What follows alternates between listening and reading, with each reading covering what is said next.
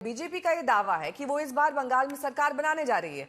तमाम exit poll भी इसी ओर इशारा कर रहे हैं, यही भविष्यवाणी भी कर रहे हैं। सवाल यही है कि क्या सिर्फ हिंदू वोट के दम पर इस बार बंगाल जीतने जा रही है बीजेपी?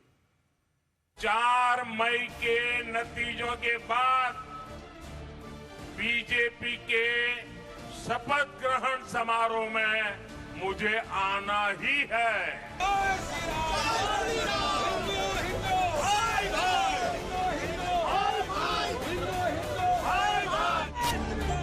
क्या शुभेंदु अधिकारी का ये नारा ही पश्चिम बंगाल में बीजेपी के लिए बनेगा जीत का मंत्र?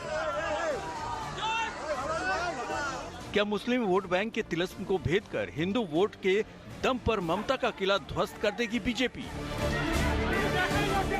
देश के 9 एग्जिट पोल के आधार पर अगर ज्यादातर ये दावा करते हैं कि बंगाल में पहली बार कमल खिलाकर बीजेपी सरकार बना सकती है, तो सबसे बड़ा सवाल यही होगा कि क्या हिंदू वोट एकजुट होकर, लामबंद होकर बीजेपी के पक्ष में पड़े हैं। बंगाल के चुनाव का अब तक ऐसा सेट फार्मूला रहा है, अल्पसंख्यक वोट के बड़े हिस्से के साथ और बहुसंख्यक वोट के छोटे हिस्से को साथ लीजिए और सत्ता पर काबिज हो जाइए। ममता बनर्जी अब तक इसी फॉर्मूले को साथ कर जीतती रही हैं। 30% मुस्लिम वोट बैंक पर उनकी पकड़ उन्हें अजेय बनाती रही है। पश्चिम बंगाल में कहावत है, अगर आपको यहाँ सत्ता में आना हो तो अल्पसंख्यक समुदाय का एक बड़ा हिस्सा और बहुसंख्यक समुदाय का थोड़ा सा हिस्सा अपने पक्ष में कर लीजिए। यानी मुस्लिम वोट बैंक का एक बड़ा हिस्सा और हिंदू वोट बैंक का थोड़ा सा हिस्सा आपको सत्ता दिला सकती है। लेकिन अगर भारतीय जनता पार्टी को सत्ता दिलाने वाली एग्जिट पोल का रिपोर्ट सही होता है, तो क्या ये कहा जाए कि यहाँ समीकरण बदल रहा है? क्या मुस्लिम समुदाय के वोट के बिना और सिर्फ हिंदू वोट बैंक का एक बड़ा हिस्सा अपने पक्ष में करके बीजेपी यहाँ पर सत्ता में आ सकती है?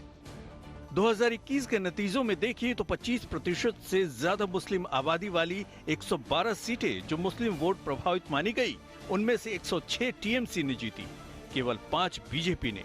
वहीं 182 हिंदू वोट से प्रभावित होने वाली सीट में 109 टीएमसी जीती और 72 सीट बीजेपी। तो क्या अब ये फॉर्मूला टूटने वाला है?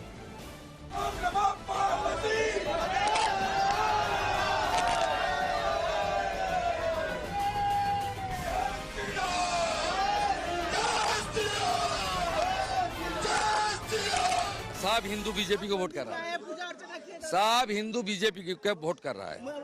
एकदम तांता लग गया, हिंदू बीजेपी को वोट कर रहा है। मुस्लिम आबादी जहां 30% से ज्यादा है, ऐसी 89 सीटें बंगाल में हैं, जिनमें से पिछली बार यानी 2021 विधानसभा चुनावों में तृणमूल कांग्रेस 87 सीटें जीत चुकी थी। यानी कि बीजेपी का स्ट्राइक रेट लगभग 0 था। मुश्किल से बीजेपी सिर्फ एक सीट वहां पर जीत पाई थी। तो अब सवाल यह है कि जिस बंगाल में मुस्लिम वोटों से 87 सीटों से ही तृणमूल कांग्रेस की शुरुआत होती है, अगर एग्जिट पोल बीजेपी की जीत का इन सीटों पर अनुमान लगाते हैं, तो क्या ये हिंदू वोटों की एकजुटता की ओर संकेत करता है? इन आंकड़ों पर ध्यान दीजिएगा।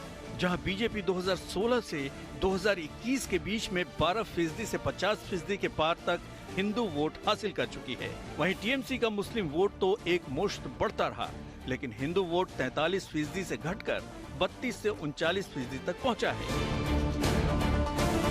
तो अब सवाल है कि मुस्लिम वोटों की ताकत के आगे क्या हिंदू वोट एकजुट होकर बीजेपी के पास आ रहा है?